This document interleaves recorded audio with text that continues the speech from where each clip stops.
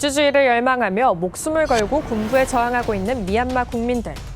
우리 사회도 오늘날 공기처럼 당연시되는 자유민주주의를 쟁취하기까지 수많은 역경이 있었는데요. 우리가 반드시 기억해야 할 한국 현대사의 4대 민주화운동, 그 시작에 4.19 혁명이 있습니다. 1948년 정부 수립 이후 온갖 부정한 방법으로 12년간 장기 집권한 이승만 정권. 또다시 독재 정권을 이어가기 위해 1960년 3월 15일 부정선거를 자행합니다. 정부는 부정선거를 규탄하는 시위대를 폭력적으로 진압했고, 이에 분노한 시민들의 시위가 계속 확산해 1960년 4월 19일 절정에 달했는데요. 경찰은 독재 타도를 외치는 시위대에 총구를 겨눴지만 시민들은 굴하지 않고 정권 퇴진 요구를 이어갔고, 결국 이승만 대통령은 4월 26일 자리에서 물러납니다. 4.19 정신은 훗날 부마민주항쟁과 5.18 민주화운동, 6월 항쟁으로 이어졌는데요. 부마민주항쟁은 지금으로부터 42년 전인 1979년 10월 16일 부산대 학생들의 독재타도 외침으로 시작됐습니다.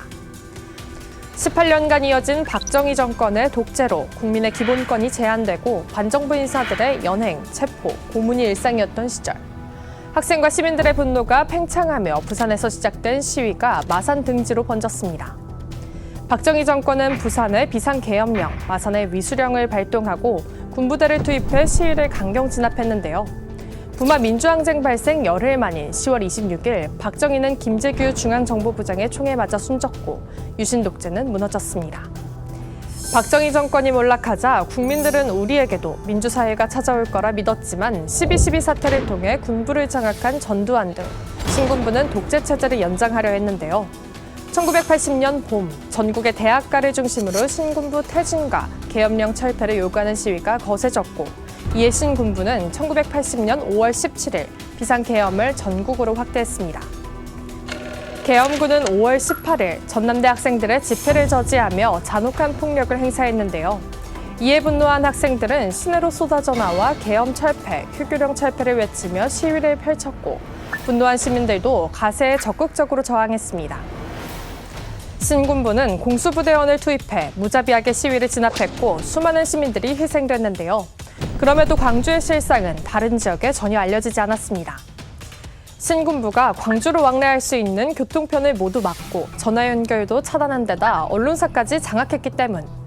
한 발 더 나아가 광주에 북한 간첩이 잠입해 시민들을 선동해 폭동이 일어났다며 진실을 왜곡했습니다. 5월 27일 탱크와 헬기를 앞세운 계엄군의 최후의 진압작전. 끝까지 저항하던 수많은 시민들이 희생되면서 5.18 민주화운동은 막을 내리게 되는데요.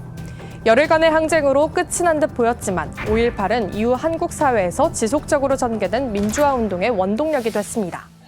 1987년 6월 항쟁은 어떻게 촉발됐을까요? 체육관에서 치러진 간접선거로 대통령에 오른 전두환이 집권한 지 7년. 크게 3가지 사건을 계기로 6심 민주항쟁의 불씨가 타올랐는데요. 1987년 1월 서울대 학생이었던 박종철 군이 경찰의 고문을 받다 사망한 사건이 그 첫 번째. 그럼에도 전두환은 그해 4월 13일 대통령 직선제 논의를 차단하기 위해 모든 개헌 논의를 금지하는 조치를 단행했는데요. 이어 6월 9일 연세대 앞에서 시위를 벌이던 이한열 군이 최루탄에 맞아 쓰러지는 사건까지 발생하자 국민들의 분노는 극에 달했습니다. 6월 10일 전국 각지에서 시작된 반독재 민주화운동은 20여일간 이어졌고 결국 대통령 직선제 개헌, 자유로운 출마와 공정한 경쟁을 보장하는 대통령 선거법 개정 등이 포함된 6.29 선언을 이끌어냈습니다. 이처럼 민주주의는 어느 날 갑자기 찾아온 것이 아니라 평범한 시민들이 함께 부정과 억압에 맞서며 쟁취한 것인데요.